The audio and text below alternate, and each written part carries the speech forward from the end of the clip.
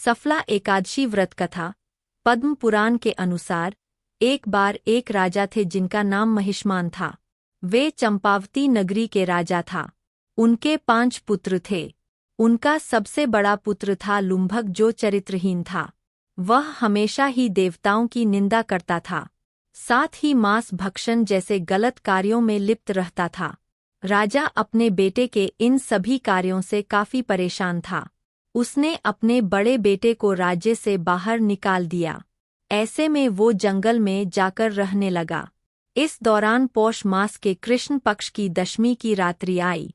इस रात इतनी ठंड थी कि वो सो न सका। सुबह होते ही उसकी हालत खराब हो गई और वो प्राणहीन सा हो गया। फिर दिन में जब धूप आई तो उसे होश आया। इसके बाद वो जंगल में फल इकट्ठा करने लगा। फिर शाम के समय उसने अपनी किस्मत को कोसा और सभी फल पीपल के पेड़ की जड़ में रख दिए। फिर उसने कहा कि इन फलों से लक्ष्मीपति भगवान विष्णु प्रसन्न हों। यह एकादशी का दिन था। इस पूरी रात वो सो न सका। इस तरह अनजाने में ही लुम्भक का एकादशी का व्रत पूरा हो गया। इस व्रत का प्रभाव ऐसा हुआ कि वो अच्छे कर्मों की ओर प्रवृत्त होने लगा। उसके कुछ समय बाद लुम्भक के पिता ने उसे सारा राज्य दे दिया और खुद ताप करने चला गया। कुछ दिन के बाद लुम्भक को मनोज्ञ नामक पुत्र हुआ।